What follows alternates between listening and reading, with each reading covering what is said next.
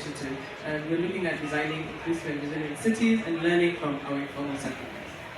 20 years ago, KDI, an urban design and planning organization that works hand in hand with communities to transform neglected spaces into inclusive, resilient public spaces, began our work. Not in a boardroom, not in an office, but in the Nairobi informal settlement of Kibera, in partnership with community-based organizations. Today, we are in the city of Nairobi. There are 5 million people, nearly 6 million. Close to 60% of Nairobi's residents live in these informal settlements, squeezed into just 6% of our land. Many of these settlements are located along vulnerable riverbanks or floodplains, where risk of flooding and pollution systems, and not erase them. And the third and final point for me is resilience. I'll talk about a resilience impact of urban planning is not just physical, it is social. A flood barrier matters, but so does a women's savings group that is mobilizing these resources when disaster strikes. So for us, infrastructure and planning and housing and all other aspects that are looking to develop our cities. Thank you. Thank you very much. Sorry, but we have only 2 minutes left, so if we could, thank you so much. Okay, thanks so much.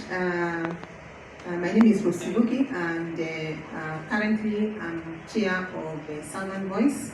Southern Voice is a network of Global South think tanks, and currently we have about 71 membership of Global South think tanks.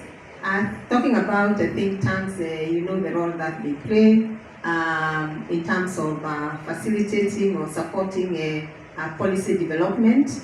And in policy development, of course, we need the evidence, and that is what think tanks actually do.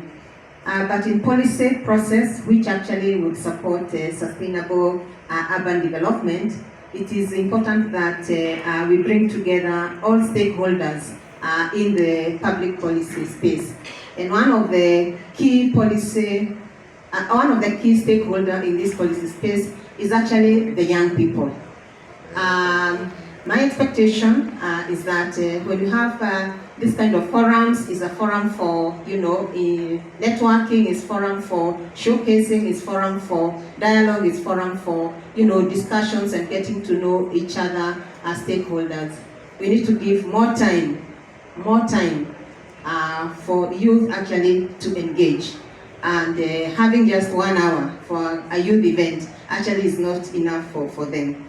The second thing is to recognize that as we do development and integrating youth in the policy process, we are able actually to tap into their creativity, turning them from being vulnerable consumers to being the designers, to being the creators, to being that agents of change.